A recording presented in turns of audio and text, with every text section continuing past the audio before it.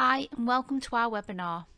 Today we're going to give you an insight into who we are, what we do, how we can help you make a strong expression of interest application for funding your challenge, and what collaborating with us looks like from case studies.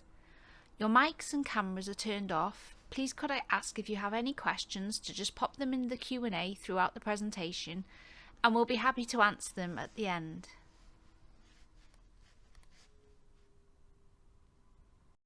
Contracts for Innovation Cymru is funded by Welsh Government and hosted by Betsy Cadwallader University Health Board. It aims to reduce inequalities by collaborating with public sector across Wales to address their problems, and with businesses to find innovative solutions where none exist on the market. Contracts for Innovation Cymru funds the research and development of new, exciting, innovative solutions to address unmet needs both within and outside of health, where no readily available market solution exists. We offer organisations the opportunity to work directly with the public sector to develop new technologies and processes, helping to meet our efficiency targets and improving public services. The initiative is open to any organisation, regardless of size or previous experience of working within a specific sector. Here are the faces within the team. Headed by Linda Jones, the team are really passionate about improving health and well-being of our communities. Our core values are centred around excellence, adaptability, innovation and impact, and collaboration.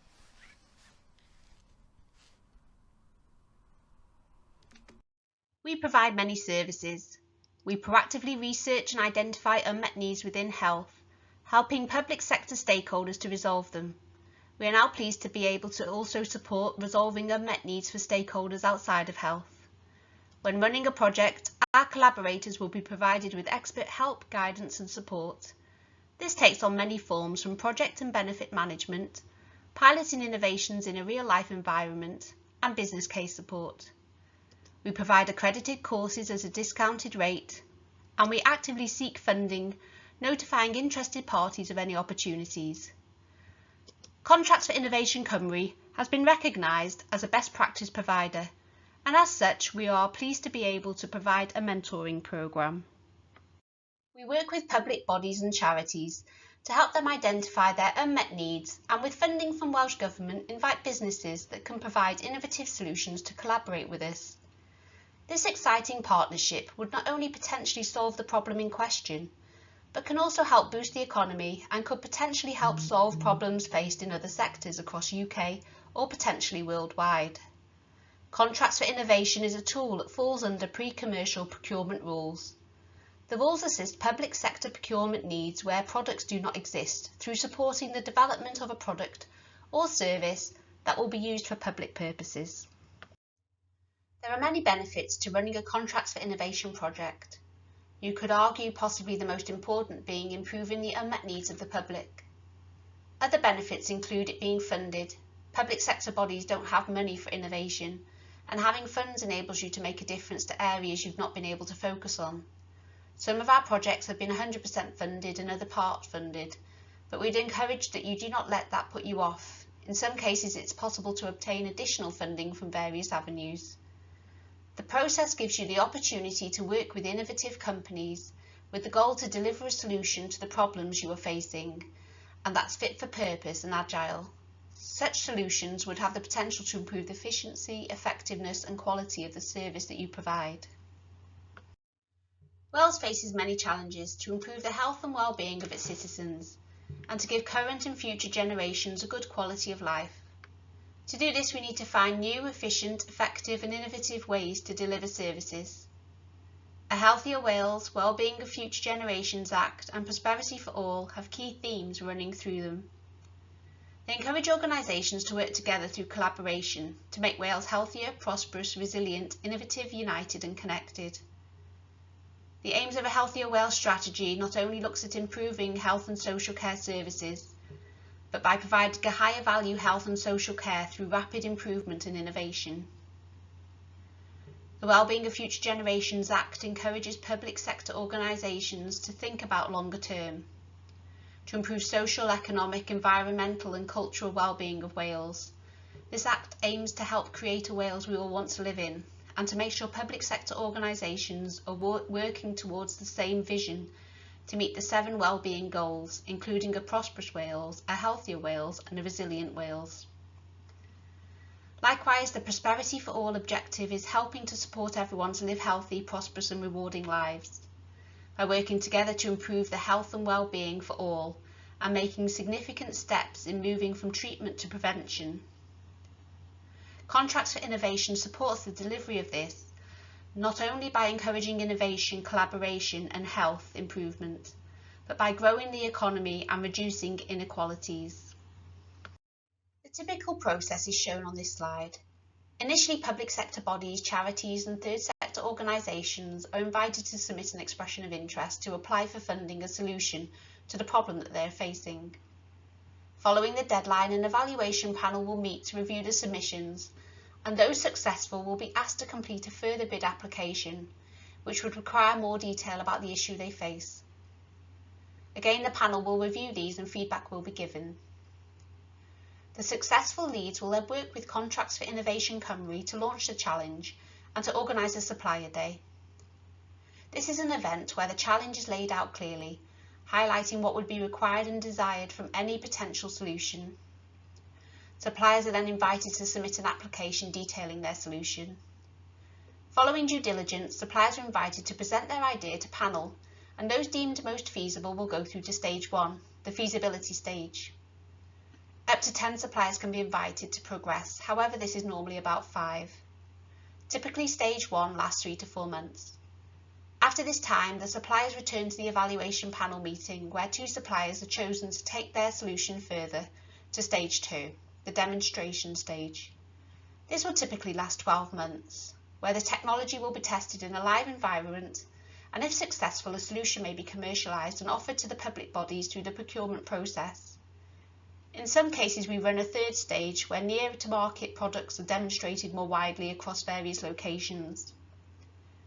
At the end of the project, you are not obliged to go on to procure one of the solutions.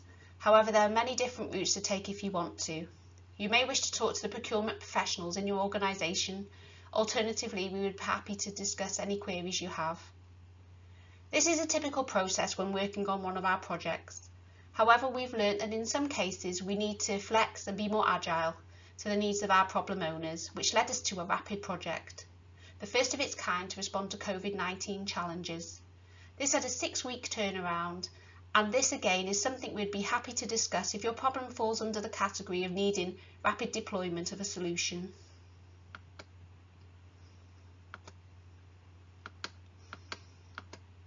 So if you're facing a challenge and want to apply for our help, why is research so important? Investing the time at the beginning to research your problem will be invaluable when writing your bid. It will help you identify if a Contracts for Innovation project that is of similar theme has been ran, or if there is a lot of activity touching on the service area. If so, you may want to reconsider completing the application at this time, and instead contact the leads and try to collaborate with them, as further funding would be unlikely. It's important that you have exhausted all avenues for possible solutions. If there's something already out there but doesn't meet your needs, that's okay, you just need to evidence this. You know the problem you face better than anyone else, but have you considered others may be experiencing something very similar in a different setting? And as such, these are key stakeholders to engage with and potentially collaborate with, not only making your project more desirable to fund, but will also increase the potential scope for market of the solution. We are all guilty of making judgments from our first impressions. When you apply for funding, you are asking the Welsh Government for a lot of money to be invested in your challenge. Therefore, the bid you submit must reflect your passion, because in effect they are investing in you also as the challenge lead, and this will be shown by the effort that you have gone to. It is easy to get carried away when you are describing something that is close to your heart, but you must make sure that you keep your application clear and not presume the reader understands any unique terminology or acronyms. While you need to keep your bid relevant and concise, by showing you have researched every fitting angle shows you are invested in the challenge. When funding a project, It is essential for Welsh Government to be able to quantify the value your project solution will be able to add to the public sector. One of the hardest elements to quantify, but possibly the most rewarding, is the social value. How will a potential solution benefit the health and well-being for those in Wales? Being able to provide facts and not sweeping statements is really important. The economic value, goes without saying, is always a key driver in supporting innovation, and this should be included where possible. Consider who would be your end user. How would your solution benefit them, and any other stakeholders along the line for that matter? However, be mindful to make sure that all benefits you list are realistic and are SMART, specific, measurable, achievable, realistic and timely. Again, just think how your paper reflects on the panel's confidence in you as a challenge lead. What impression do you want to give them? Make sure you clearly articulate your challenge and you have put a lot of thought into how a solution will benefit the Welsh community. How would your solution fit in with the policies and/or strategies relating to health and well-being of the Welsh Government? For example, a Healthier Wales, Future Generations Act. This is key, showing why they should invest in your project, and again it shows that you are thinking of the wider benefits this would have. Allow your passion for the subject to be shown, but also make sure that you are not expecting the reader to have the same knowledge as you about the challenge. Reread your bid and ask yourself, have you explained everything clearly without complex terminology?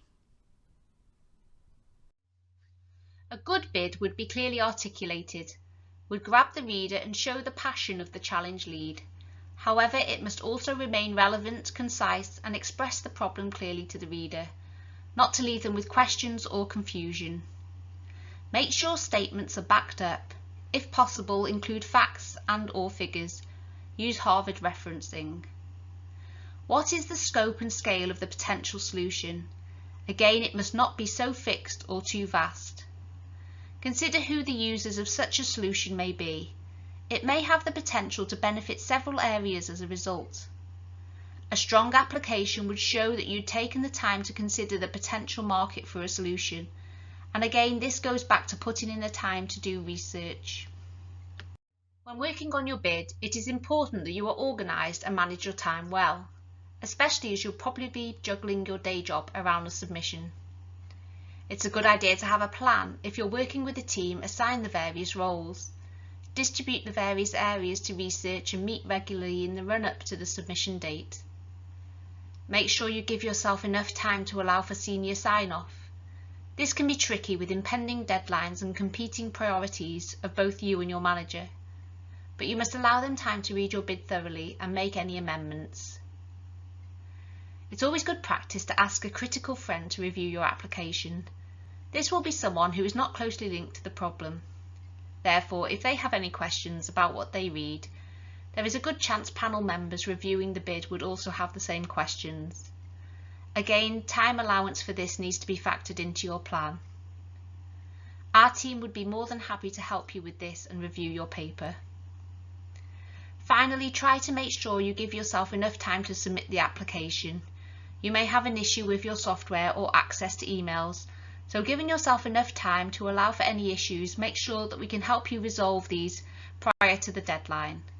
Unfortunately, we are unable to accept any late submissions. Following the review panel, we will always give you personal feedback on your application. This will be both positive and negative, but please take on board all the points as they may be invaluable in the future. It's always disappointing not to be invited to submit a fuller application, but please be brave and ask what you could have done differently. It may be that there's nothing more you could have done and there was just strong competition for funding that round. But feedback may also provide you with important knowledge to improve your skills and gain a successful bid in the future. Please remember, we will be more than happy to work with you if you're unsuccessful and will help you to apply the feedback given if you wish to resubmit your application. Likewise, we will also be available for assisting those who have been invited to submit a further application. Just to recap, remember, never use sweeping statements. If you say it, prove it. Always make sure you submit an application that has been checked for any spelling or grammar mistakes. A professional submission will provide the panel with confidence in you as a challenge lead.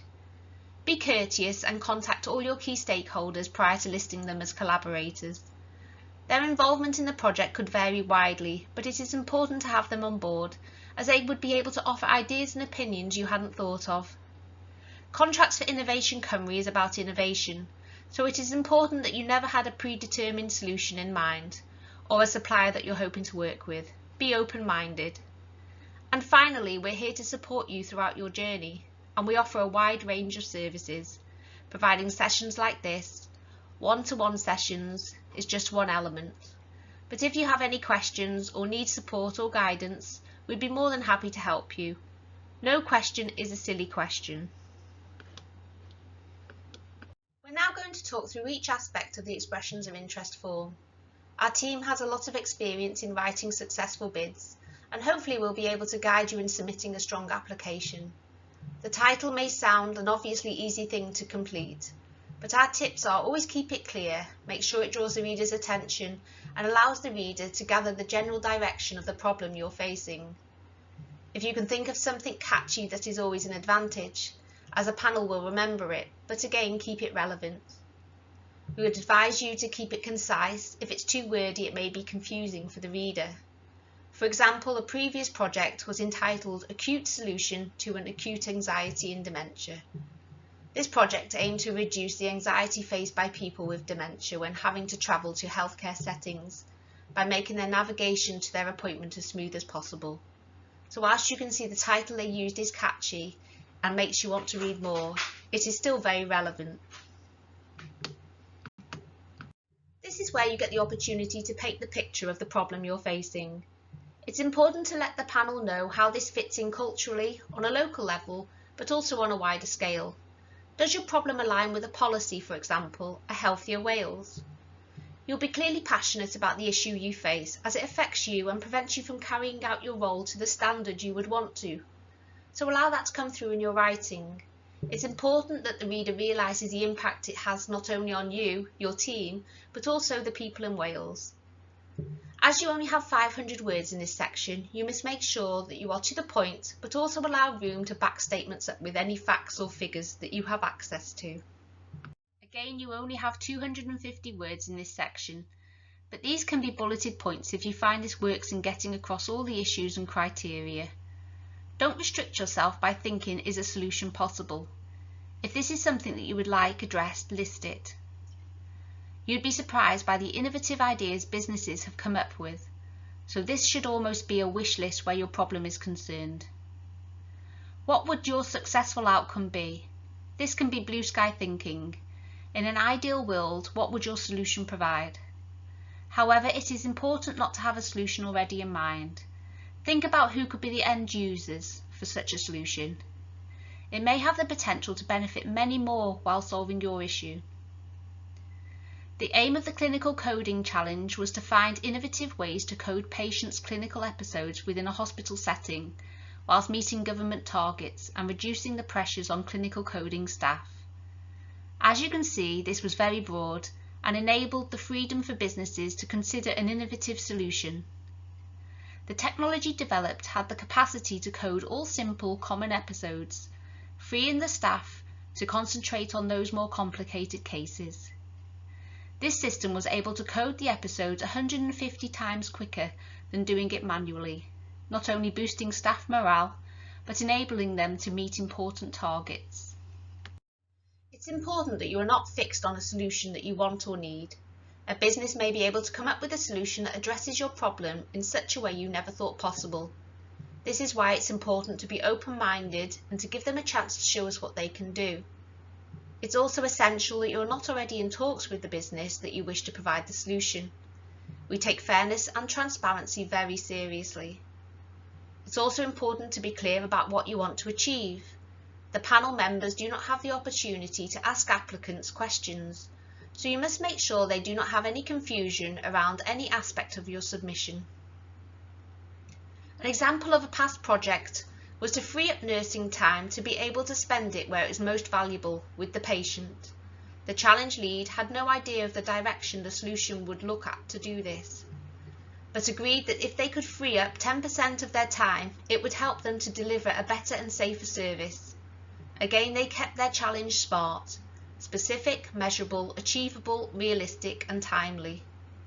The digital solution came in the form of a digitalised nursing document that removed the need for paper via an iPad, which allowed the electronic recording of patient details and overall freed up to 23% of the nurse's time. It is important that you show the panel you have put in the research around potential solutions on the market. Look on the wider scale, use internet search engines. Is there a similar issue for your counterparts in other countries? How do they solve the problem? Are there things currently out there that could be adapted to solve your issues? Think about other industries, for example. Does the manufacturing sector have a system that could be adapted to your needs? It's important to show that you have looked at every potential solution and are able to identify why they would not be applicable to help solving your problem. We'd advise when thinking of who would be a potential stakeholder in your challenge that you think broad. Are there any other public sector bodies or charities that might be affected by something very similar, or perhaps have the same issue but where a different solution would be needed? Although the question asks if you have identified any potential stakeholders you're considering working with, it's only good manners to ask if they're happy to work with you if your application was successful prior to listing them. Collaboration is so important, it allows for a successful project. Your stakeholders may have different ideas that you've not thought of, or strengths that you would be looking to enlist at the project stage. Such partnerships would benefit from sharing your aims and goals, but also provide access to shared resources. The input provided by your stakeholders can be as great or as little as needed, or that they can commit to. Partnerships not only allow for shared visions, they also enable shared budgets. This is the case in our project that I spoke about earlier. A recent call in relation to COVID-19 brought about a new rapid challenge process and collaboration between ourselves, Welsh Government, Welsh Ambulance, the Defence and Security Accelerator, the Ministry of Defence and private business to try and find a solution to rapidly sanitise ambulances in order to keep them on the road and help more patients across Wales. Again, the solution may be something that can be adapted to help others, such as sanitising public transport or other vital areas. This is why it is so important to think of all stakeholders, not only at the start of your challenge, but throughout. There is a lot of helpful information which can be found on the internet. Here are just a few links you may find useful when completing your application. Our case studies show just what a project led by Contracts for Innovation Cymru can achieve. Taking on an agile approach, we were able to identify key stakeholders to work closely with our problem owners and deliver the first of its kind rapid project within 6 weeks instead of 1.5 years. The ambulance sanitisation project was a great success, and you can see from the slide the benefits to the problem owner. One solution went on to be procured by Welsh Ambulance Service and other public sector organisations, creating 2 jobs and enabling the company to obtain further contracts totalling £308,000. The Outpatient Transformation Project was a collaboration with Welsh Government, Contracts for Innovation Cymru and NHS Wales Pathology. The pandemic brought about a backlog of diagnostic services for suspected cancers. Ibex Medical Analytics was one of those successful 4 businesses to gain funding for this project. They used AI to develop a solution to process and analyse prostate pathology slides. The company have now received further funding for scale and spread over 6 health boards to build real-world evidence to inform any procurement decision. And as you can see, the slide depicts the benefits to the NHS. Thank you for joining us today. If you do wish to contact us, this can be done via our website or by emailing us at sbri.coe@wales.nhs.uk. Please note we are currently in the process of rebranding in line with Innovate UK, previously SBRI. You can also follow us on Facebook, Twitter and LinkedIn. And now for questions and answers.